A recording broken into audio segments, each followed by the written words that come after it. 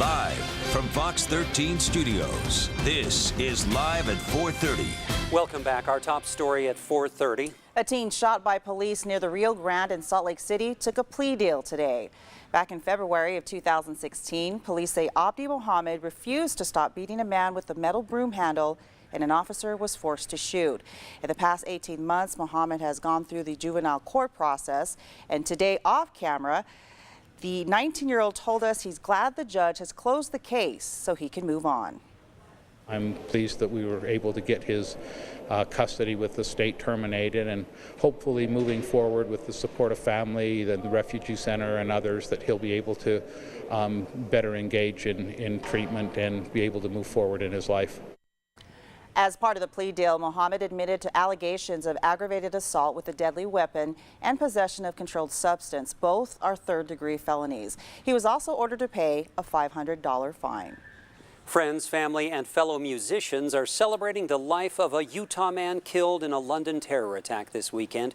Instead of a traditional funeral, people close to Kurt Cochran will memorialize him by gathering for a concert at Bountiful City Park. Cochran was killed in March when an ISIS-trained terrorist ran over people on Westminster Bridge in London. His wife Melissa was hurt but survived and decided to organize this weekend's concert. It starts at 11 tomorrow morning and runs until 8. Well, crews say a small brush fire along I-80 serves as a good reminder to be careful when burning fireworks next weekend. Great news for Bryan Head residents. When I went up there, not only could I see that the wildfire left the town almost completely intact, crews were already working on fixing infrastructure.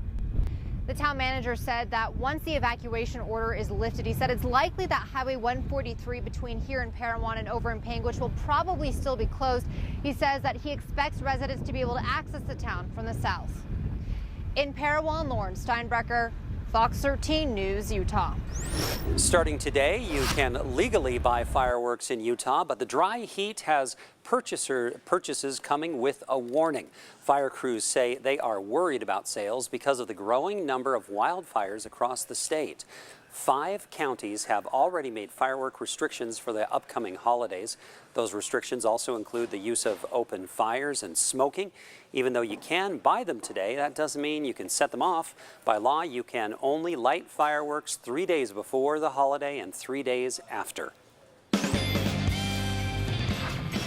Yeah, got to put those restrictions in place as we get closer to the holiday. I mean, it's already been such an early start to the fire season, and we're going to continue to see things ramp up because we have more heat building in. Right now, temperatures have certainly taken a step back. We saw that yesterday in northern Utah, and we're seeing more of that again today. Temperatures right now only in the low to mid 80s along the Wasatch Front. As for right now, in fact, we are below normal. So we're looking good there. Down in southern Utah, still talking triple-digit heat, 103 in George right now, in St. George right now, and we're going to be looking at temperatures coming back up again as we head into the weekend. I'm tracking the fire danger. I'm going to track how hot it gets next week as another heat wave builds in coming up in my full forecast. All right, thanks, George. Bad news for boaters. Propane and fuel are unavailable at a popular lake spot this weekend. Hall's Crossing on Lake Powell is out of service after the propane line was accidentally cut by a contractor yesterday. The line is expected to be repaired by Tuesday. Regular unleaded fuel and diesel fuel are available across the lake at Bullfrog. Well, the thief tries to outsmart a security camera with a wad of gum, and unfortunately for him, the fail was caught on camera. The owner of a bar in Milwaukee says these 2 men came in, they ordered drinks.